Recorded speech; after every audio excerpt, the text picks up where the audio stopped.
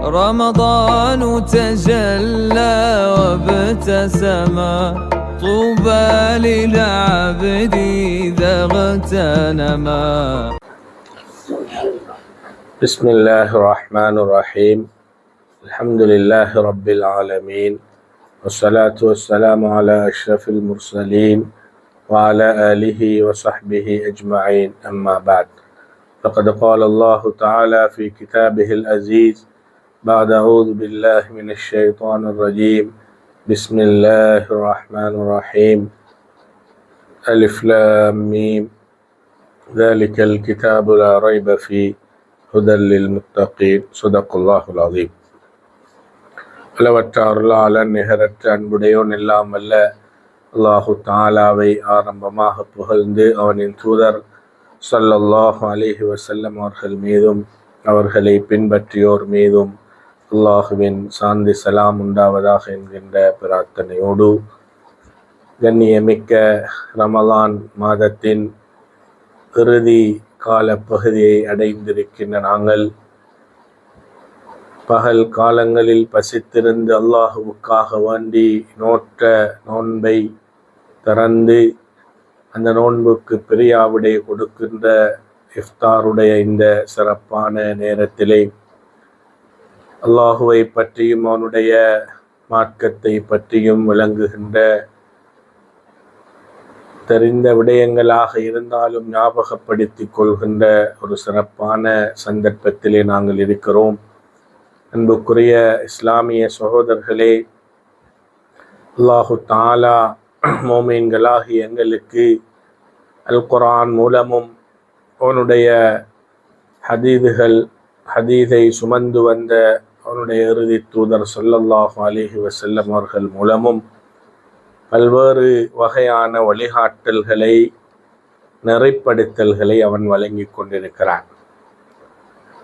இந்த ரமலானுடைய காலத்திலே நாங்கள் இஃப்தாருடைய நேரத்திலே பல்வேறு வகையான வழிகாட்டல்களை கண்ணியமிக்க உலமாக்களின் ஊடாக நாங்கள் பெற்று வருகிறோம். ரமலானுடைய சிறப்பு, நோன்பின் முக்கியத்துவம், இன்னொரென்ன பல்வேறு வகையான தலைப்புகளிலே கண்ணியமிக்க உலமாக்கள் எங்களுக்கு உபன்யாசங்களை செய்து வருகிறார்கள்.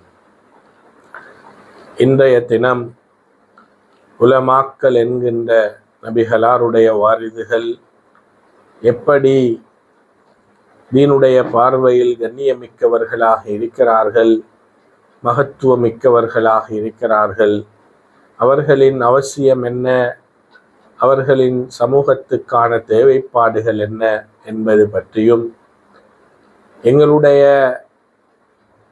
சமூகத்திலே வாழ்ந்து கொண்டிருக்கின்ற அனுபவம் பெற்ற அனுபவசாலிகளான முதிர்ந்தவர்கள் இஸ்லாத்தின் பார்வையில் எப்படி நோக்கப்பட வேண்டும் என்கின்ற சில விடயங்களை மாத்திரம் இன்றைய இஃப்தாருடைய சிந்தனைக்காக நாங்கள் எடுத்துக்கொள்வது பொருத்தம் என கருதுகிறேன். அன்புக்குரிய இஸ்லாமிய சகோதரர்களே, இன்னமா யக்ஷல்லாஹ மின் இபாதிஹில் உலமா, அல்லாஹுவை பயப்பட வேண்டிய முறையிலே பயப்படுகின்ற ஒரு கூட்டத்தினர் இருப்பார்களாக இருந்தால் அவர்கள் உலமாக்கள் என்கின்ற அறிஞர் பெருமக்கள் என்று அல் குர்ஆன் சொல்கிறது. நபிகளார் ஸல்லல்லாஹு அலைஹி வஸல்லம் அவர்கள் தன்னுடைய வரசத்தாக உலமாக்களை நான் விட்டு சென்றிருக்கிறேன் என்று சொன்னதற்கிணங்க இந்த மறுமை உருவாகின்ற வரை தீனுல் இஸ்லாம் என்கின்ற அழகான இந்த வாழ்க்கை நெறி பெறலாமல் குர்ஆனுடைய அடிப்படையில் நபிகளாருடைய அந்த சுன்னாவின் கீழ் நின்று இந்த சமூகத்துக்கு அதனுடைய பார்வைகளை தெளிவாக வழங்குகின்ற மிகப்பெரிய பொறுப்புடையவர்களாக உலமாக்கள் இருக்கிறார். உலமாக்கள் இல்லாத, அவர்களின் வழிகாட்டல் இல்லாத, அவர்களுடைய நெறிப்படுத்தல் இல்லாத சமூகம் ஆன்மீகமற்ற வெறும் சடங்கு சம்பிரதாயங்களை செய்து முடிக்குகின்ற ஒரு சமூகமாகவே அது இருக்கும். நாங்கள் செய்கின்ற வணக்கங்கள், இபாதத்துகள் அல்லாஹு தாலாவிடம் உரிய கூலிகளை பெற்றுத்தர வேண்டுமாக இருந்தால் அந்த இபாதத்துகள் வணக்கங்கள் உரிய சட்ட திட்டங்களை பேணி அது நிறைவேற்றப்பட வேண்டும். ஒருவர் தொழுகைக்காக முன்னால் செய்கின்ற உது அதனுடைய சட்டதிட்டங்களை பேணி அது செய்யப்பட்டால்தான் அதன் பின்னால் அவர் நிறைவேற்றப் போகின்ற தொழுகை கூடும். அவ்வாறு உதுவை செய்து கொண்டு தொழுகைக்கு வருகின்ற மனிதர் அவர் நிறைவேற்றப் போகின்ற தொழுகை அதனுடைய சட்டதிட்டங்களை பேணி ஃபர்லு சுன்னத்துகள் என்கின்ற மிக முக்கியமான வழிகாட்டல்களை பேணி அவர் அந்த தொழுகை ஈடுபட்டால்தான் அந்த தொழுகை அல்லாஹு தாலாவிடம் அங்கீகரிக்கப்பட்டு அதற்கான முழுமையான கூலிகள் அவருக்கு வழங்கப்படும். இந்த தொழுகையுடைய சட்டதிட்டங்களை விளக்கி சொல்வதும் அதற்கு முன்னால் நாங்கள் செய்கின்ற உது என்கின்ற விடயங்களை சரியாக நிறைவேற்றுவதற்கு வழிகாட்டுவதும் அதனுடைய சட்டதிட்டங்களை சொல்லித் தருவதும் உலமாக்கல் என்கின்ற அறிஞர் பெருமக்களுக்குத்தான் அது முடியும். குர்ஆனை விளங்கி அதனுடைய சட்டதிட்டங்களை விளங்கி நபிகளாருடைய வழிகாட்டலில் நின்று எல்லா வணக்க வழிபாடுகள் தொடர்பிலும் வழிகாட்டுகின்ற மிக பொறுப்புடையவர்களாக உலமாக்கள் இருக்கிறார். நபிகளாருடைய மறைவுக்கு பின்னர் மௌத்து வரைக்கும் மறுமை வரைக்கும் இந்த மார்க்கத்தை பாதுகாக்குகின்ற ஒரு அமானிதத்தை சுமந்தவர்களாக உலமாக்கள் இருக்கிறார்கள். எனவே உலமாக்கள் மதிக்கப்பட வேண்டும், அவர்கள் கண்ணியப்படுத்தப்பட வேண்டும், அவர்களுடைய அறிவுரைகள் கவனத்திற்கு எடுக்கப்பட வேண்டும் என்பது மிக முக்கியமான ஒன்றாக இருக்கிறது. எப்படி நபிகளார் நேருக்கு நேராக இருந்து இந்த மார்க்கத்தை எங்களுக்கு படிப்பித்தார்களோ, அவர்கள் எப்படி எங்களோடு இருந்தால் எவ்வளவு மரியாதையாக ஒழுக்கத்தோடு நாங்கள் அவர்களோடு நடந்து கொண்டவர்களுடைய அறிவுரைகளை கேட்டு வாழ்வோமோ அதே போன்றுதான் அவர்கள் இல்லாத பொழுது அவர்களின் வாரிதாக விட்டு சென்ற உலமாக்களாகிய கண்ணியமிக்க ஆலிம்களை நாங்கள் மதித்து வணக்க வழிபாடுகள் தொடர்பான அவர்களுடைய வழிகாட்டலை நாங்கள் பின்பற்றி வாழ வேண்டிய தேவை இருக்கிறது. எனவே நாங்கள் இந்த விடயத்தை எங்களுடைய வாழ்க்கையிலே கவனத்தில் கொள்ள வேண்டும். அதே போன்றுதான் எங்களில் வயது முதிர்ந்தவர்களை நாங்கள் மதிப்பது, அவர்களுக்கு மரியாதை செய்வது, அவர்களோடு நல்ல முறையில் நடந்து கொள்வது என்கின்ற இந்த விடயமும் மிகவும் முக்கியத்துவம் பெறுகின்ற ஒன்றாக இருக்கிறது. அவர்கள் வயது முதிர்ந்து விட்டார்கள் என்பதற்காக அவர்கள் இளமை காலத்திலே சமூகத்திற்காக ஆற்றிய பணிகளை மறந்து அவர்களை நாங்கள் இயலாத காலங்களில் உதாசீனப்படுத்துபவர்களாக நாங்கள் இருந்துவிடக்கூடாது. அவர்களுடைய முயற்சிகள், அவர்களுடைய சிந்தனைகள், அவர்கள் விட்ட அடித்தளங்கள் தான் இன்று சமூகம் ஒரு நிலையான விடயங்களை நோக்கி பயணிப்பதற்கு காரணமாக இருக்கும்.